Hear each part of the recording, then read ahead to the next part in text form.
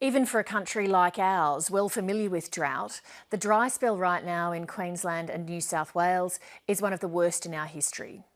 Welcome to this special edition of 7:30. More than half of Queensland is in its sixth year of drought, and in New South Wales the situation is even more dire, with 99% of the state affected, prompting the state government to announce a $500 million relief package.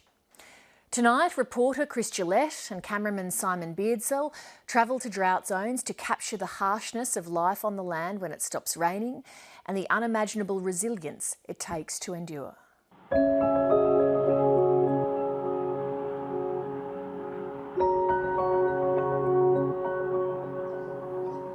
I love a garden because it doesn't matter how tough it is outside your fence, you can come back and you can come back to an oasis. And it can give you a little bit of respite in what's going on outside your fence, and it's good for your head.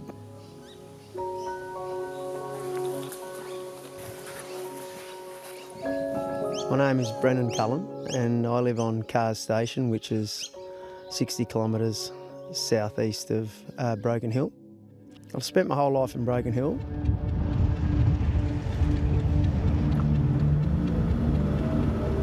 When you're doing your water runs, probably one of the things that really stands out is the amount of dust that's about.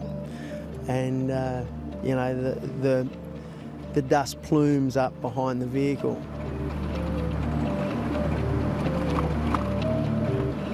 Is you spend a lot of time by yourself driving around. So you see a lot and you think a lot, probably too much time. And you do sometimes, you know, wish or pray for rain, and I think at times we've got together as a community and, you know, had a couple of rain dances, and they've never actually answered our request though, next day. I do look at the 7-day forecast, but once I see it, I don't want to look beyond that. I'll most certainly not look at the 28-day forecast.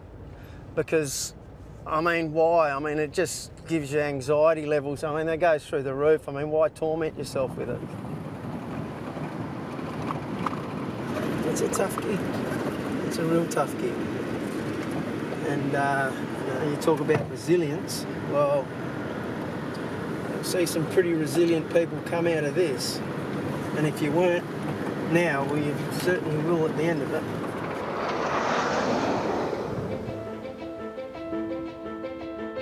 So what we'll do, we'll go out here past the wool shed, We'll go around the back.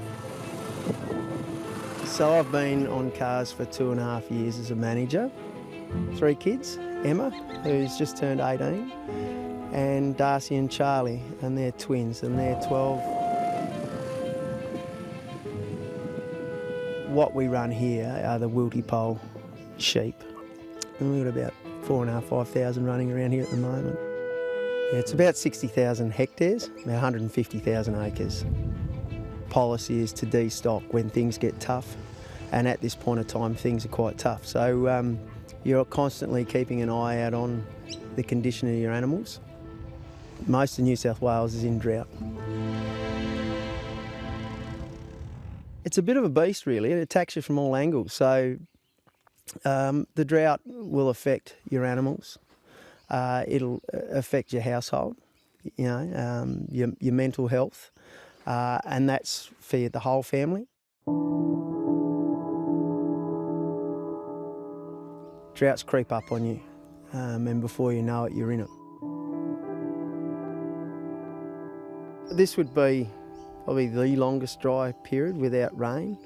Generally in a drought you might get something, but this is just becoming ridiculous. I love taking photos of the good times, and it helps you recognise what it can be like. You can always look back at what it used to be like, and you know that it's just around the corner. So I keep those photos there so I can look at them and just reminisce on what it can be like.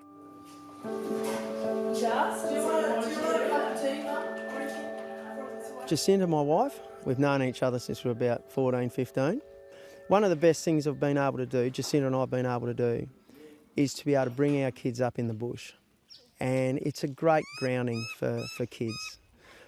They might see some horrible things along the way, but they become very level-headed. They're able to deal with some very ordinary situations because they see a lot. So what we'll do is we'll work between the power line and the fence. Yeah. All right, so you and Charlie go that way. When we come home, we often help Dad. I'm at a boarding school, so I come back to it and I notice things change, and I come back and things are changing and it's getting drier. So this morning we went out and we went and mustered the sheep. Mustering is just basically when you get all your stock into a mob and you're putting them from one paddock to another. And the drought's made us destock. We started off with cattle and we've got none anymore because we just can't keep up with the feed. Last time I think I saw Dad have a proper break from any work was probably maybe 2 years ago. I think he had a pretty good break when it was really quite green, maybe even a bit longer, maybe 3 years ago now. It was really nice to see him just kind of stop stressing as much. I think it's probably been a good 2 or 3 years since I've seen that.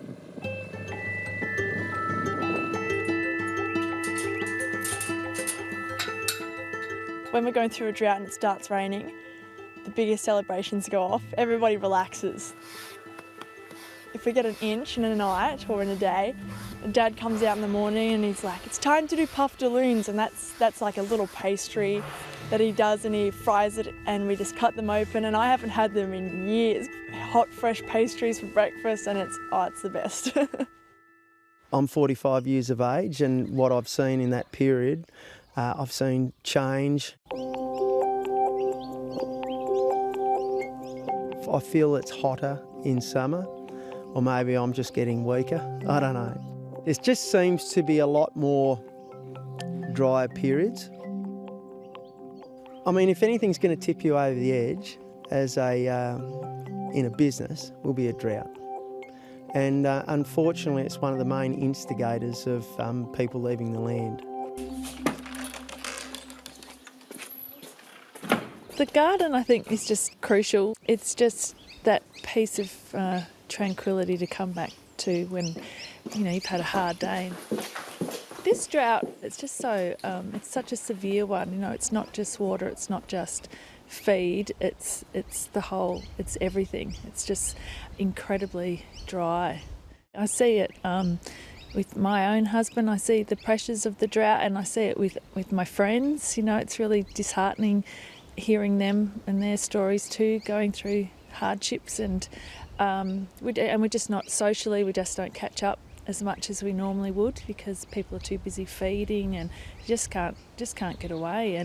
And like just the weekend gone, there was a heap of us planned to get together, and it didn't happen because water problems, feeding problems. It does socially. It's really hard. I suffered from depression, and I didn't realise I was suffering from it. And I suppose what brought it on was just tough periods, work. So I went into the Broken Hill Base Hospital and spoke to some people, and I was diagnosed with depression. And I spent the next 6 months on tablets, and I found ways and means of being able to recognise and understand the triggering points and what was setting me off. If you're tired and worn out for a long period of time, eventually there's every chance you're going to fall into a depressed state. Farmers like to stand on their own 2 feet, and they're very good at that.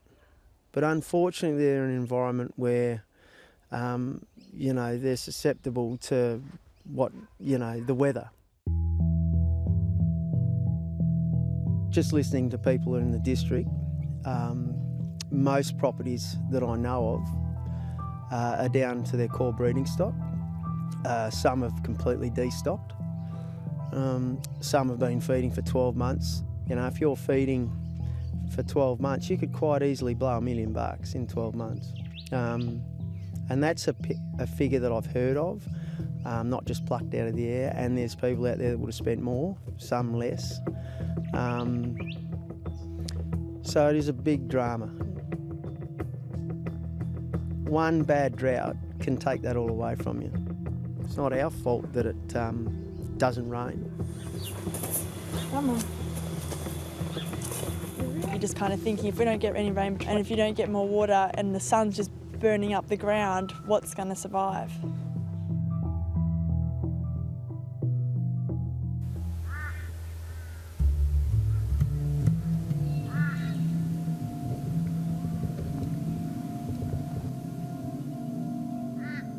At the peak of the drought, you sort of actually go into a bit of a zombie mode. It's pretty well the same thing every day. You get up knowing that your job today is going to be keeping cattle alive.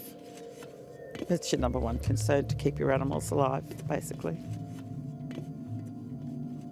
My name is Adma Sargood and I live at Halton Station, which is situated halfway between Morleville and Charleville in outback Queensland. The majority of this country, it's called the Mulga lands.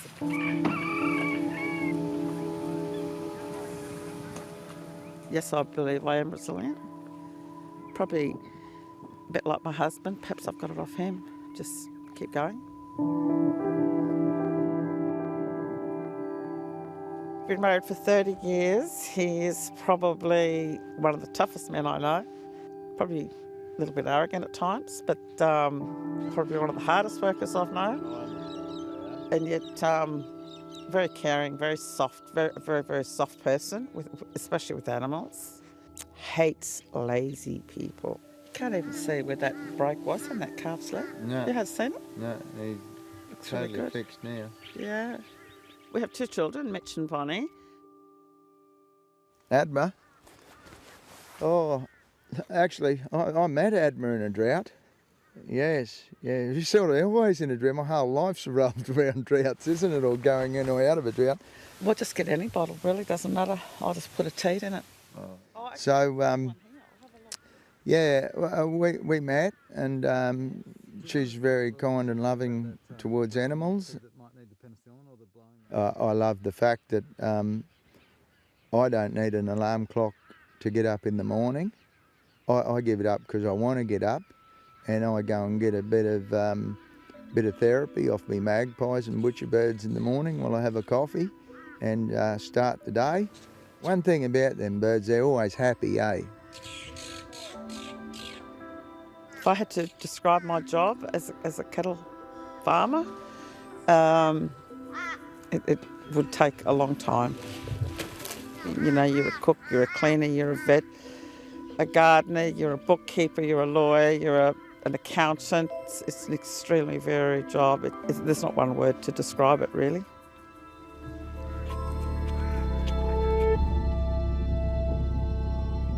I think farmers everywhere always think the drought's going to break. There's a saying out here, every day's a day, one day closer to rain. But every now and then you do think, oh, you know, surely, when is it going to rain? I bought this place, it was sort of right in the peak of a drought. It was a bare as a badger's bum, you know. And Dad used to say, like, if you're going to buy a place, buy it in the middle of drought, and if everything's still alive, it's a good place, you know.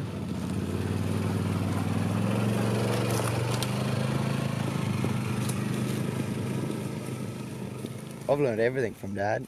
He's taught me everything I know, so he's a pretty smart man. There's not much he can't do.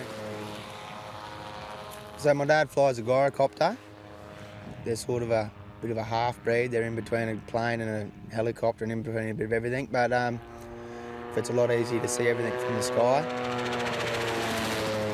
One thing he has taught me about drought is it'll rain. So just go again tomorrow, go again the next day, and go again the next day, and it will eventually, as much as sometimes it mightn't seem like it and you don't want to get out of bed, it does eventually rain.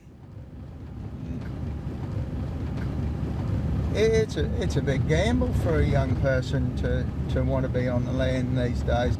Having drought is a part of being in Australia. You know, when I want a feel-good story, I get old Frank over for a cup of tea and say, "Hello." So what was a bad period for you, Frank?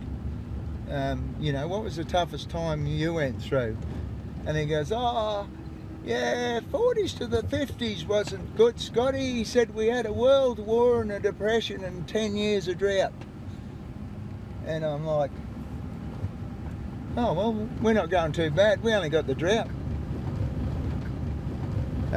The peak of a drought is you don't have any limitations on your hours or your capabilities. You've got to have all full steam ahead. You know, you do what you got to do to the best of your ability, and you can't have any regrets. You make a decision, you make the decision, you stick with it, good or bad, and you follow through and move on to the next step, and you just keep going and rolling with nature and rolling with the punches until eventually it'll give in. You can't give in, because it always does end, you know, always has done, always will. You can't take a break during drought. I don't know what else to say. You just can't. You're there to, if you take a break during drought, your animals suffer. So no, you can't take a break during drought. This is the hospital paddock, and this is where all the drought victims, really, all the drought victims that can't fend for or not able to fend for themselves for some apparent reason, come into this paddock here. She was almost dead when she come here, mate, wasn't she? Yeah, she was terrible. These paddock has saved a lot of lives of a lot of animals, and we feed them a bit extra. Yeah, and that's ADMA's project. This little one here was very badly bitten by dingoes. This is where all the lumps and bumps are in here. The thing that's sad about the drought is probably the calves, because that's something that affects me. I get all the calves. When it gets really bad drought, we do tend to wean our calves earlier to give the mothers a chance to live, as well as the calves. And I guess perhaps it's a woman thing, you know, taking the calves off the mothers early, which is just a little bit sad. So drought for me is, you know, 60, 80, 100 little baby calves every day to keep alive.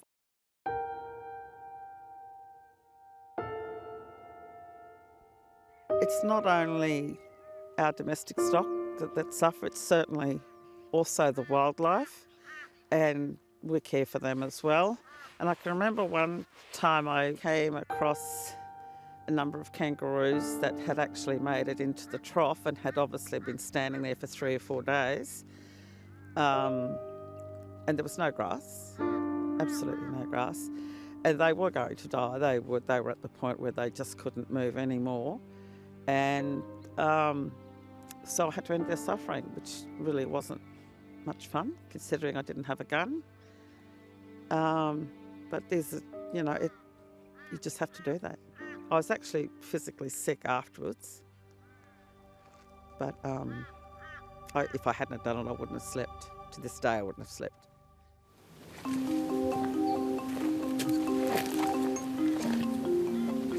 You can see that was just freshly broken like last week. You can see that, can't you? So the cattle have pushed that over themselves. They've broken that off. They've broken it down to get to the leaves on it. Then that's when you know that they need more. If we don't look after our land, our cows won't survive, and then we won't have any money. Our lives are all about nature, animals, wild, land, grass, water, soil. Mitch works here with us, thank goodness. He quite often will drive the bulldozer to feed the cattle, and in order to do that, he goes and finds patches of mulga and pushes the trees over with the dozer. the roots are left in the ground so that the tree stays alive, and the cattle will eat the leaves on the trees that have been pushed over. And cattle can live on the mulga tree. Basically, it keeps cattle alive. The regulations on the clearing of mulga in this area have changed over the years. They've been tightened. So it has become increasingly difficult to manage mulga lands. I'm disappointed and annoyed, angry with the red tape that's being imposed on farmers and graziers with the management of our mulga. It's just hard to understand how people in charge, in politics, make decisions that they must know in their own heart are wrong.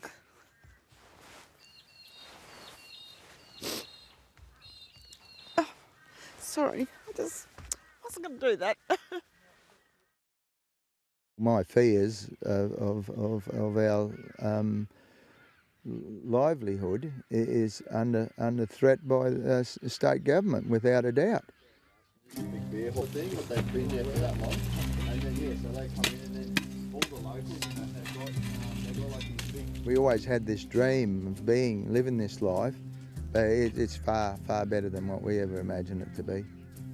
Grab a seat there, boys. Yeah, the password. What do you want? You know I'm the food man, don't you? Eh? The drought won't beat us. I feel very, very sorry for the farmers in other states. We're incredibly lucky here in the mulga lands because we have a resource that will get us through years and years and years of drought. You know, these people in New South Wales, they're just desperate. They have nothing. Well, if you've got cattle alive, there is hope. There's always hope.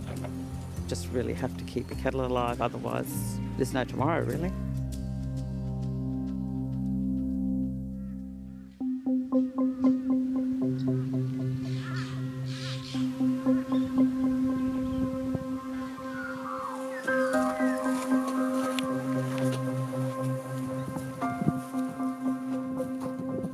Some of my first memories as a child was probably my parents getting stressed out over this financial and just situations on the farm during the drought, like when I was a little tacker. So yeah, that was, I don't know, I was just kind of growing up around this sort of thing.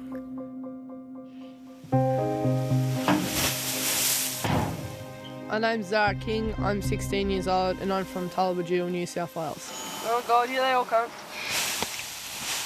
Tullabajil is a small town, has about maybe 250 people around the area.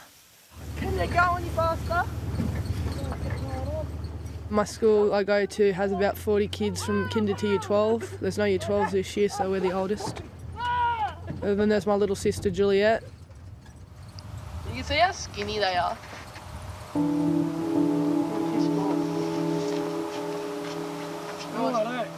We own two properties. One's here at Tullabajil and the other's at Lake Jelligo. On our properties we run sheep and cattle. Oh, them cattle locked over that gate there. I was about 11 years old when I got my first little camera. It was just one of those cheap little digital cameras.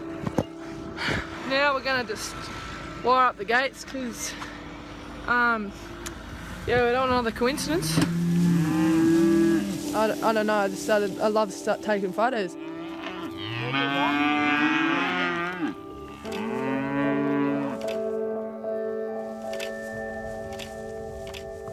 I asked for a drone for Christmas this year.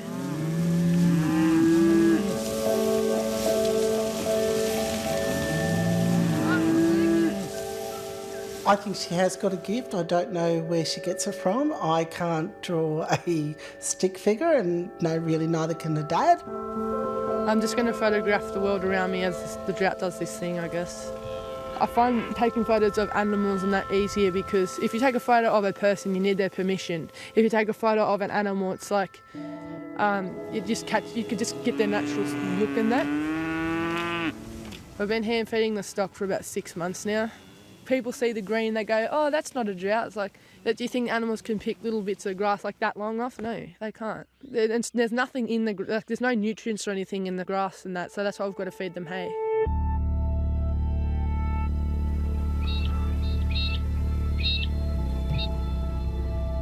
In the last 2 months, we've probably lost about 25 head of stock.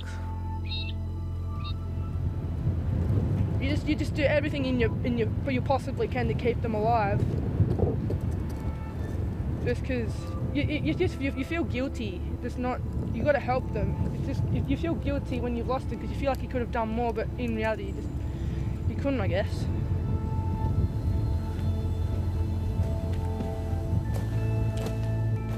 We're nearly out of hay. We used to have about 500 bales. Now we're down to about 30.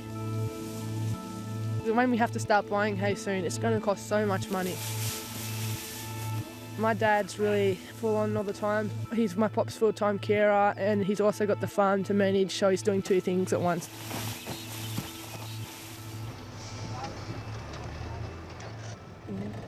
I'd have seen, known now what, known then what I know now, I'd have cashed the lot in and sat on the fence. Too late now, you've made the decision, you just got to keep going. Anyway, a lot better off than a lot of people, I suppose, eh? We've had a call and we've just been told one of our cows have gotten stuck in the channel. It's gone to get a drink and it's been too weak to pull itself out. It's just got stuck in the clay under the water. I'll just go and grab another sling.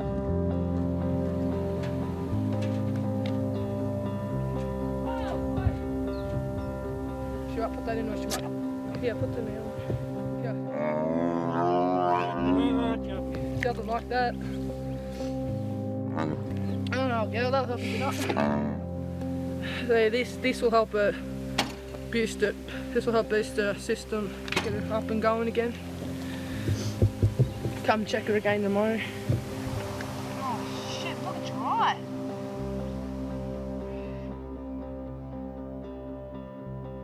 How I would describe drought is heartbreaking on many levels. Good morning. We've got some cloud through coastal regions in the east and the southeast of the country, but most 2-minute showers or no showers. We've got a broad high pressure system. We have drinking water that we get in from town. I take the washing into town. Like, this is my house, this is my home, but I can't even do my own washing here. Where are you going? I'm going to get the milk from the car. From where? From the shed. Oh, right.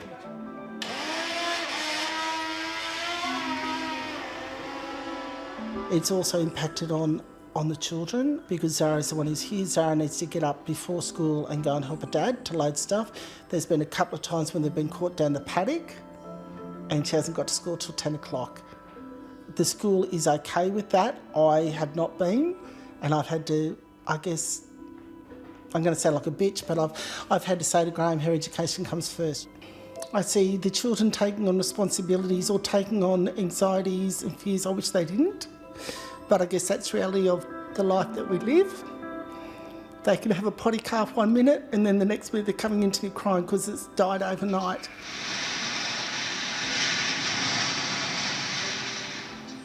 My husband's very passionate about being kind to the animals. We don't have guns on this place and I refuse to have them.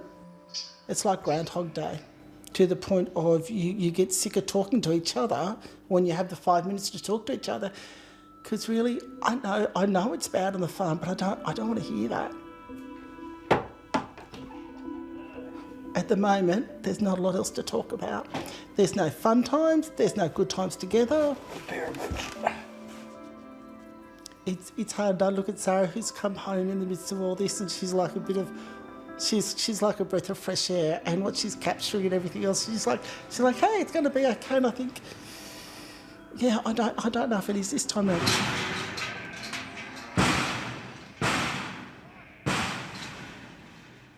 He just works himself to the bone. I think at times.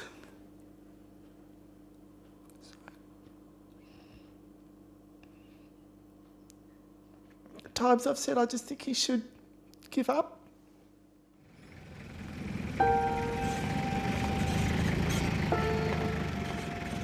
you can't hear cars or anything, no traffic, and I just love it out here. I'd be so sad if we would ever lose this place. When it rains, or when it storms more like it, it's really nice to smell a storm coming in. It's this real earthy smell. It's really nice and really calms you down, I guess. I love the smell of it. I haven't smelled it in a while, I guess. Across the entire region today, areas of fog and frost about earlier, mostly sunny afternoon and light winds forecast. It's kind of upsetting when you're watching the weather and stuff and they see, like you see rain in Sydney and that, and they're like, yeah, it's going to be really nice, rainy, sunny day today, and tomorrow it'll be raining, but hopefully that won't last long. Like, I don't find that people, they just don't have no idea. I'll get some more. If the animal's on the ground, they can't get back up. Chances are, 9 times out of 10, they'll probably pass away. But yeah, sometimes we've saved a fair few. Unfortunately, the cow we pulled out of the river last night, it had died. Yeah, did everything we could for him, but yeah, she was dead this morning when we come. I've seen probably about 3 or 4 droughts in my 50 years. I've just seen the impact, and I don't want girls to think that this is all there is.